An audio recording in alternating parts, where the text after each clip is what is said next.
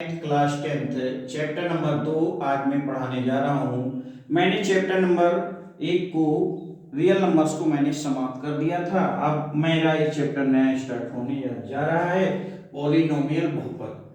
बहुपद क्या होता है बच्चों? बहुपद पॉलिनोमियल्स ऐसा बीजीय व्यंजक जिसमें प्रयुक्त चर, चर मतलब बच्चों अक्षर होता है, चर अक्षर की घात धनात्मक या शून्य या पूर्ण संख्या होती है, बहुपद कहलाता है। बहुपद कहलाता है बेटा। अब इसमें एक शब्द प्रयोग हुआ बेटा, बीजीय व्यंजक। बीजीय व्यंजक किससे कहते हैं बच्चों? ऐसा जिसमें यानी ऐसे पद जिसमें अक्षर और गिनती का गुणा, जोड़, घटाव, भाग आदि क्रियाओं में से कोई क्रियाओं से प्रयुक्त हुआ जो राशि होता है, उसी को हम बच्चों बीजीय व्यंजक कहते हैं। जैसे बच्चों 5x² 7y + 9, ये आपका ये पूरा मिला के बीजीय व्यंजक है। और इस पद को हम क्या कहेंगे बच्चों? बहुपद कहेंगे। बहुपद क्यों कहेंगे? क्योंकि इसमें चर राशि की घात 2 धनात्मक है, 1 धनात्मक है, 9 भी क्या 9 को हम लिख सकते हैं 9x⁻0, वो भी बच्चों धनात्मक है। अर्थात ये हो गया भाई बहुपद हो गया। नोट, बहुपद में प्रयुक्त चर की सबसे बड़ी घात को बहुपद की घात कहा जाता है। जैसे बच्चों इसमें 5y² + 7y + 9, इसमें सबसे बड़ी घात 2 है, तो इस बहुपद की घात 2 होनी चाहिए, होगी बेटा। फिर यहाँ देखो 3x² + 7x² + 9x + 15, इसमें सबसे बड़ी घात बच्चों 3 है, तो इस बहुपद की घात 3 होगी। बच्चों हम जानते हैं, एक चीज और जान लेना, x⁻⁻1 या x⁻⁻5 ना, या x⁻1/2 या x⁻1/3 ना, बहुपद होने के लिए उसमें जो बीजीय व्यंजक प्रयुक्त होता है उसमें उसकी घात ना तो ऋणात्मक होनी चाहिए ना भिन्नात्मक होनी चाहिए, ये सब चीजें नहीं होनी चाहिए। केवल और केवल धनात्मक वास्तविक संख्या होनी चाहिए, धनात्मक पूर्ण संख्या होनी चाहिए। 0 हो सकता है परंतु ऋण में ना होना चाहिए, ना दशमलव में होना चाहिए पावर, ना तो बटे में होना चाहिए अर्थात परमेय के रूप में होना चाहिए। नोट, बहुपद में प्रयुक्त चर की सबसे बड़ी घात को बहुपद की घात कहा जाता है बच्चों। पदों की संख्या के आधार पर बहुपदों का वर्गीकरण, पदों की संख्या के आधार पर बहुपदों का वर्गीकरण। सबसे पहले बच्चों लिखते हैं एक पदीय बहुपद, इस ऐसा बहुपद जिसमें केवल एक पद प्रयुक्त होता है, जैसे 5x 7x² + yz। बच्चों ये सारे पद एक साथ मिलकर, अगर इन पदों के बीच, अगर इन राशियों के बीच में प्लस या माइनस लगाकर कोई खंड के रूप में लिखे होते हैं, जैसे मुझे A से Z तक अक्षर को लिखना है, तो A से Z तक अक्षरों के लिए अगर बीच में प्लस या माइनस लगाकर लिखा आता है तो उसमें 26 पद हो जाएंगे। लेकिन अगर बीच में कोई पद, कोई प्लस माइनस नहीं लगाया है, वो एक साथ में लिखे हो, तो उस पूरे राशि को हम एक पद कहते हैं बेटा। इसलिए ये क्या हो जाएगा बच्चों? एक पद, एक पद, एक पद, एक पद। अब द्विपद ऐसा बहुपद जिसमें प्रयुक्त चर कि ऐसा बहुपद जिसमें दो पद केवल प्रयोग होते हैं, दो ही पद से इसमें, अर्थात बीच में उन पदों के बीच में एक प्लस या माइनस लगाकर लिखा जाता है, तो उससे हम कहेंगे बच्चों द्विपद कहेंगे। जैसे बच्चों यहाँ से x + y, ये भी दो पद है बच्चों, दो राशियां, इससे नहीं मतलब दो पद हैं। x + 7x², ये भी बच्चों आपका द्विपद है। यहां से बच्चों 9x + 18, ये भी दो पद है बच्चों। ऐसे बहुत से बहुपद आप लिख सकते हैं। द्विपद के बाद में बच्चों यहां से तीसरा आएगा त्रिपद बहुपद, त्रिपद या त्रिपदीय बहुपद, त्रिपदीय बहुपद। त्रिपदीय बहुपद क्या होते हैं बच्चों? ऐसा बहुपद जिसमें प्रयुक्त चर, जिसमें 3 राशियां लिखी हो, बीच में दो जगह प्लस या माइनस लगाकर खंड में बटे होते हैं, उसे हम त्रिपद बहुपद कहते हैं। जैसे x + 7y + 9, ये बच्चों क्या है बेटा? त्रिपद बहुपद है। फिर जैसे x² + 9x + 20, ये आपका बच्चों क्या है? त्रिपद बहुपद है। त्रिपद मतलब इसमें 3 पद हैं बच्चों, त्रिपद का ना चतुर्पद, पांच पद, छह पद, ऐसे बहुत से बहुपद होते चले आएंगे। बहुपदों की संख्या के आधार पर इसका हम वर्गीकरण कर रहे हैं बच्चों। इसके बाद में आता है मुन्ना यहाँ से शून्य, इसको मिटा करके मैं पुनः इससे फिर से मैं बात करता हूँ, उस पर डिस्कशन करता हूँ। प्लीज मेरे चैनल को सब्सक्राइब करें, लाइक करें बच्चों। आगे मैं देखता हूँ बेटा, एक अचर बहुपद होता है। अचर बहुपद क्या होता है बेटा? ऐसा बीजीय व्यंजक जिसमें प्रयुक्त चर, ऐसा बीजीय व्यंजक जिसमें प्रयुक्त चर राशि की, प्रयुक्त चर राशि की ऐसा बीजीय व्यंजक अचर बहुपद, अचर बहुपद। क्या कहेंगे बच्चों? जिसके बीजीय गुणांक क्या होते हैं बच्चों? शून्य होते हैं। अच्छा, जैसे 5 है, सॉरी 5 है, 7 है, या फिर हम लिख सकते हैं बच्चों, या 0x² प्लस 2x प्लस 7 अचर बहुपद है। ठीक है बच्चों। एक होता है भैया, ये हो गया बच्चों, एक होता है शून्य बहुपद, शून्य बहुपद। ऐसा बहुपद जिसमें प्रयुक्त सभी चर राशियों के गुणांक शून्य होते हैं, शून्य बहुपद कहलाता है। जैसे 0x² 0x बच्चों, तथा यहां लिख सकते हैं 5y², सॉरी 0y² 3y की, सॉरी 0y की घात 3 प्लस 0y की पावर 7। ये सभी बच्चों शून्य बहुपद कहलाते हैं। ये मैंने वर्गीकरण किया बच्चों, आज मैंने बहुपद को पदों की संख्या के आधार पर बहुपदों का मैंने वर्गीकरण किया है। इसके बाद में बच्चों हम आते हैं घात के आधार पर, घात के यानी पावर के आधार पर, घात के आधार, घात के आधार पर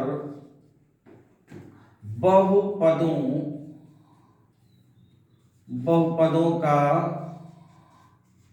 वर्गीकरण। घात के आधार पर बहुपदों का वर्गीकरण बेटा, घात के आधार पर बहुपदों का वर्गीकरण बच्चों नंबर 1 किया गया था बच्चों यहाँ पर रैखिक बहुपद, रैखिक बहुपद, बहुपद बच्चों यहां से ऐसा बहुपद जिसमें प्रयुक्त चर राशि की घात 1 होती है उसे हम रैखिक बहुपद कहते हैं। लिख देते हैं बच्चों यहां से, ऐसा बहुपद, ऐसा बहुपद जिसमें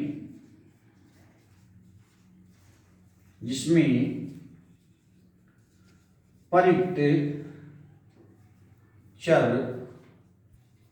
राशि की सबसे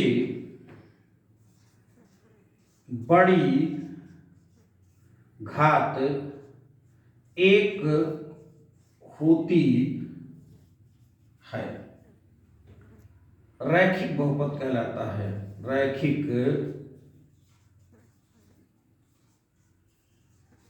बहुपद कहलाता है बच्चों, रैखिक बहुपद कहलाता है। जैसे बच्चों यहां से, जैसे बच्चों x + 7 इसकी घात 1 है, y + 9 ये रैखिक बहुपद। फिर बच्चों जैसे x + 7y ये भी रैखिक बहुपद है। अगर बीच में प्लस माइनस लगा के लिखा हुआ है, दोनों चर हैं लेकिन दोनों की घात, बस ये एक चर में रैखिक बहुपद है बच्चों, ये 2 चर में रैखिक बहुपद है। जैसे 5 को x + 9 5x + 3y ये भी रैखिक बहुपद है, परंतु ये 2 चर में बहुपद रैखिक बहुपद है बच्चों।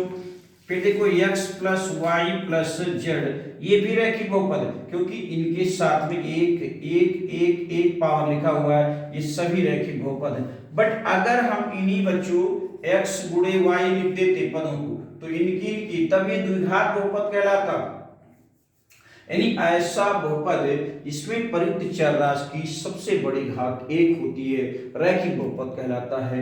रैखिक बहुपद बेटा ये एक चर में रैखिक बहुपद है, ये 2 चर में बहुपद रैखिक बहुपद है, ये 2 चर में रैखिक बहुपद है, ये 3 चर में रैखिक बहुपद है। ऐसे कई चरों में रैखिक बहुपद हो सकता है, परंतु उन बीजीय राशियों यानी उन बीजीय पदों के साथ में जो लिखे होते प्लस या माइनस का चिन्ह अवश्य लगा होना चाहिए और सारी बीजीय राशियां अलग अलग लिखी होनी चाहिए, गुणा के रूप में नहीं होना चाहिए, अन्यथा हो जाए तो वो उतनी घात की कहलाएंगी जितनी उनमें परिक्त चर होते हैं।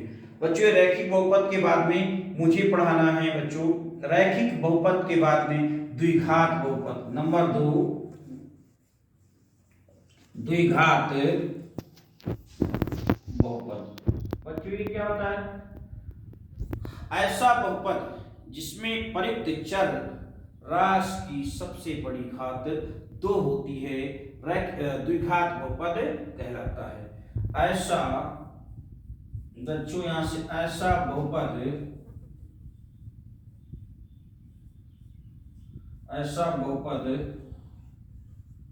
जिसमें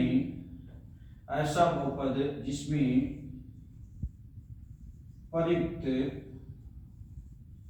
चर, ऐसा बहुपद जिसमें प्रयुक्त चर राशि की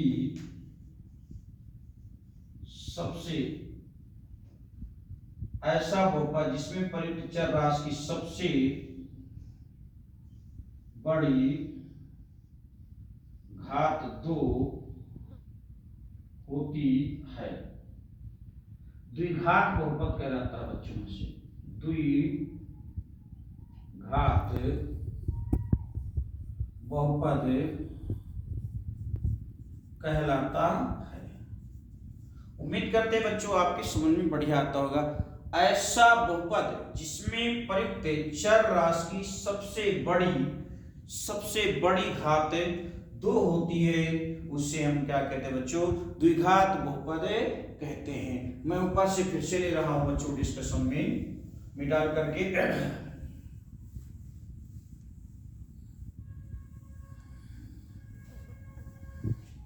द्विघात बहुपद कहते हैं बच्चों। यहां से देखिए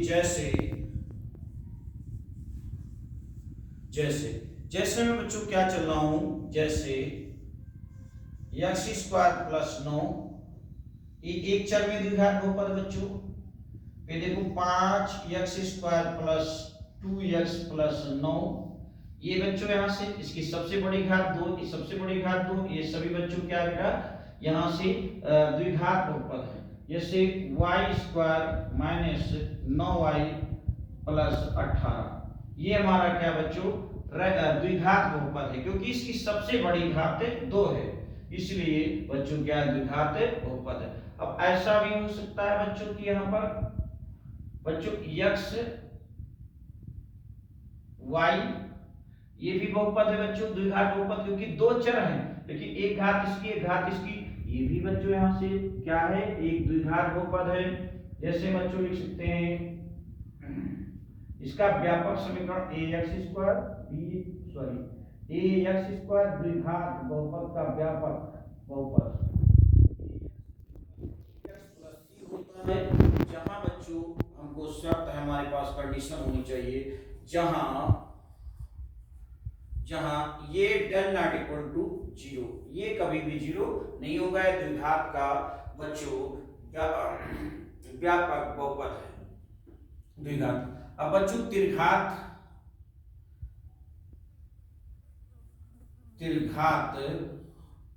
बहुपद, त्रिघात बहुपद बच्चों किससे कहेंगे? ऐसा बहुपद जिसमें प्रयुक्त चर राशि की सबसे बड़ी घात 3 होती है, त्रिघात बहुपद कहलाता है।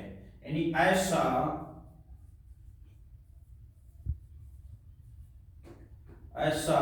बहुपद जिसमें प्रयुक्त चर राशि की घात, चर राशि की सबसे बड़ी घात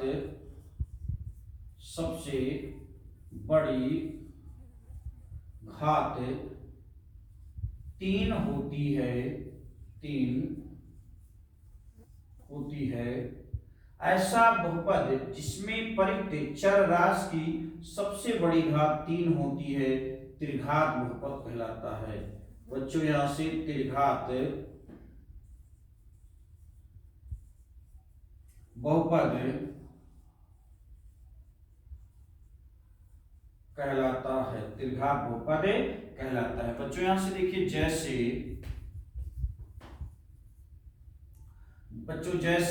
चल रहे हैं बच्चों, यहां से देखिए 7x³ plus 2x² plus 9x minus 18। देखो बच्चों, इसमें सबसे बड़ी घात कितनी, 3 है, 2 है, फिर 1 है, फिर 0 है, यानी कोई घात नहीं है। जहां अचर पर लिखा हुआ है वहां कोई घात नहीं। तो ऐसा बहुपद जिसमें परिक्त चर की सबसे बड़ी घात 3 होती है उसे हम बच्चों कहेंगे त्रिघात बहुपद। इसको ऐसे भी लिख सकते हैं xy²। बच्चों ये भी त्रिघात बहुपद हो जाएगा। इसको ऐसे लिख सकते हैं xyz, ये भी त्रिघात बहुपद है बच्चों। यहां पर एक और लिख सकते हैं x²y, ये भी त्रिघात बहुपद है, परंतु ये एक चर में है, ये एक से अधिक चरों में है। बस इतना ही है, ये भी त्रिघात। बच्चों क्या देखो, त्रिघात का व्यापक बहुपद क्या होता है, त्रिघात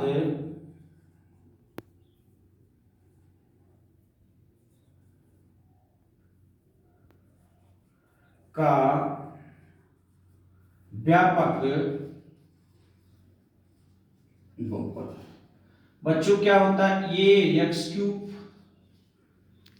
bx² plus cx plus d, ये बच्चों होता है त्रिघात का व्यापक बहुपद। बट कंडीशन है बच्चों यहां से, ये डज नॉट इक्वल टू 0 होना चाहिए, ये का मान कभी भी 0 नहीं होना चाहिए। आगे बच्चों हम चलते हैं। ऐसे बच्चों 4 घात के बहुपद में चतुर्थ घात का बहुपद कहलाएगा बेटा, ऐसे 5 घात वाले में 5 घात का बहुपद कहलाएगा। अब हमें इस पर कोई डिस्कशन नहीं करना है। अब बेटा बहुपद के शून्यक क्या कहलाते हैं। देखो बच्चों, यहां से बहुपद के शून्यक, मैं इसे आगे हटा देता हूं, इरेज कर देता हूं, इसके बाद में आगे चलता हूं। बहुपद के शून्यक,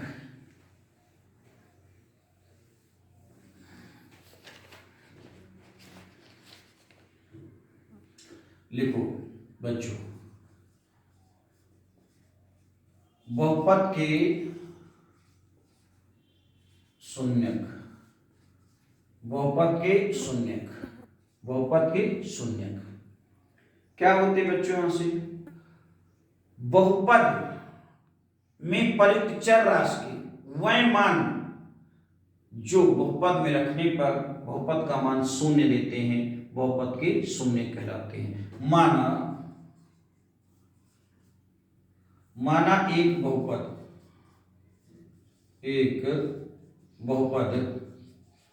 fx है, माना एक बहुपद fx है, तो बहुपद में परिक्त चर राशि के वह मान जो बहुपद में रखने पर बहुपद का मान शून्य कर देते हैं, उन्हें हम क्या कहते हैं बच्चों, बहुपद के शून्य कहते हैं।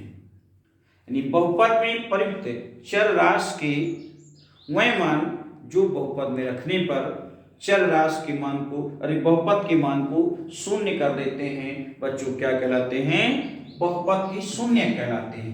जैसे बच्चों में यहां से देखो, यहां से किसी बहुपद के शून्यकों के लिए, किसी बहुपद के शून्यकों के लिए fx बराबर 0, ये होता है अपना कंडीशन। किसी बहुपद के शून्यकों के लिए बहुपद का मान शून्य के बराबर होना चाहिए, ये होता है बच्चों नियम होता है। किसी बहुपद के शून्यकों के लिए उस बहुपद का मान शून्य के बराबर होता है, और उस कंडीशन को रख करके, जैसे मैं ले रहा हूं बच्चों यहां से fx बराबर, उदाहरण के तौर पर fx बराबर, ये fx या px जो भी लिखना, fx या px लेते हैं, px बराबर 0 लिया। अब बच्चों इसके स्थान पर मैंने px बराबर ले लिया बच्चों ax प्लस b। अब बहुपद के शून्य के लिए बच्चों क्या होगी, बहुपद के शून्यकों के लिए, बहुपद के शून्यकों के लिए px की वैल्यू कितनी होनी चाहिए बच्चों, px का मान शून्य के बराबर होना चाहिए। अब बच्चों यहाँ से बहुपद का मान शून्य के बराबर होना चाहिए, ax plus b equal to 0 के। अब बच्चों इधर ट्रांसफर कर देंगे तो हो जाएगा माइनस बी के बच्चों, x बराबर कितने के, माइनस बी बाई ए। ये अगर x के स्थान पर इस वैल्यू को रख देते हैं तो ये मान fx का px का मान शून्य आएगा, तो यही बहुपद का क्या हो जाएगा बच्चों, शून्य के। सीधी सी भाषा में एक ही बात है बच्चों कि बहुपद में प्रयुक्त चर के वह मान जो बहुपद के मान को शून्य कर देते हैं बहुपद के शून्य कहलाते हैं। ठीक है बच्चों, उम्मीद करते हैं उम्मीद कर